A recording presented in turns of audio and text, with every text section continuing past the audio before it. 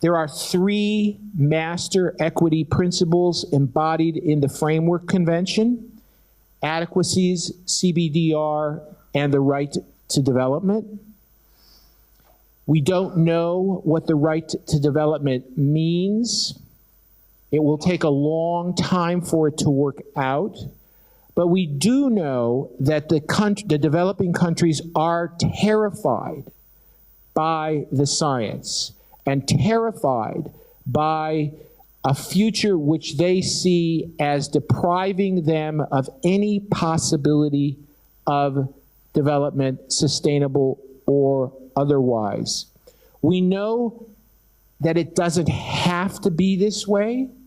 We know that we have the technology to save our civilization.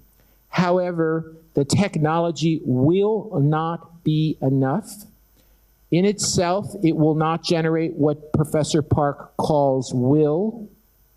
I would rather, if I had to choose one word, say cooperation. Come what may, this is a global commons problem, and we cannot solve it without cooperation. The equity agenda is a fair enough spectrum approach negotiated in the context of increasing action.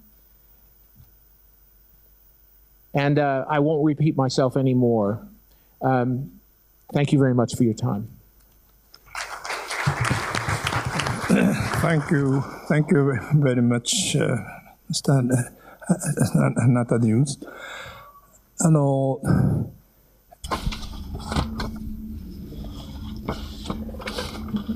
When I first saw his speech material, and also had a chance to have a chat before we started the session, I've been in this field for many years. And Responsibility and Capacity Index, RCI-based approach, combat differentiated responsibilities, equity, were some other points that you have covered. At least for me, these are very new notion. For example,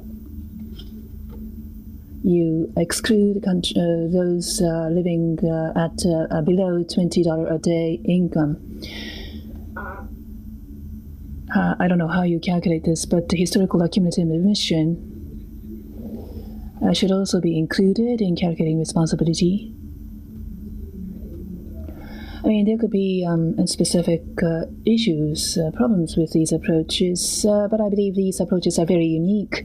I don't know if these approaches can be readily applicable to the international community, but these are new, novel notion. And in the global community, common but differentiated responsibility has served as a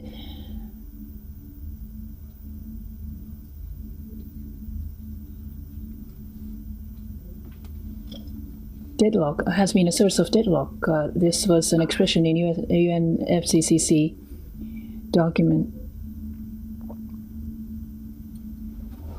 And as was mentioned by some other speakers, equity, he said equity is a very difficult concept. I mean, people tend to say that whatever is not convenient for his or her purposes, they tend to say it's not equitable, it's not fair.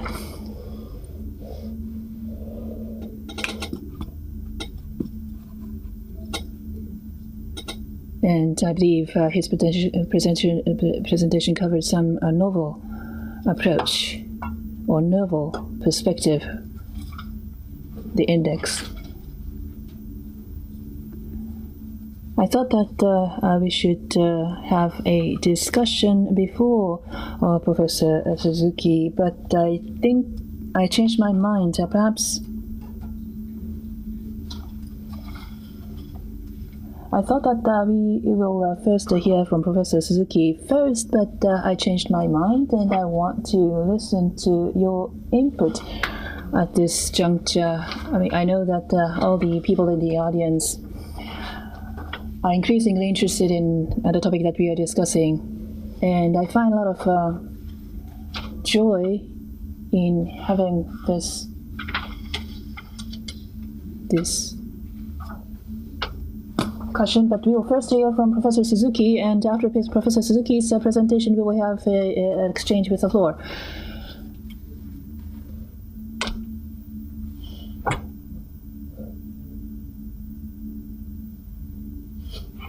But so please be ready for any questions you may have to our speakers later on. 話をした後にですね、 After Professor Suzuki's presentation, without ado, we will have a Q&A session with the floor. So please be ready while listening to the next presentation with your questions. Professor Suzuki will discuss the short-lived climate pollutants.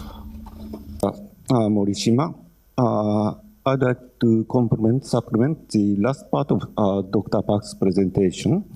Say short-lived climate forces.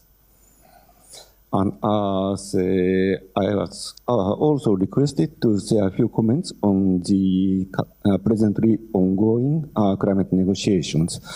As say presented by Professor Park, we have two very important reports on the short-lived climate forces, or nowadays we may also say short-lived climate pollutants.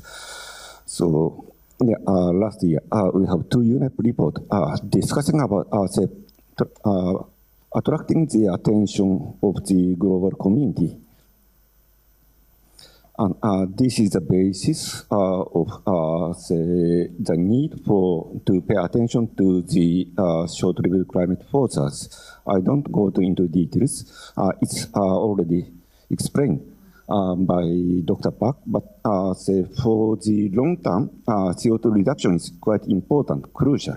But for the short term, only CO2 reduction could not achieve the goal of the 2 degrees Celsius. So we need to take some actions for short-lived climate forces. You may be aware that we have 6 killed gases, but say global warming, say greenhouse gases are not limited to these 6 gases.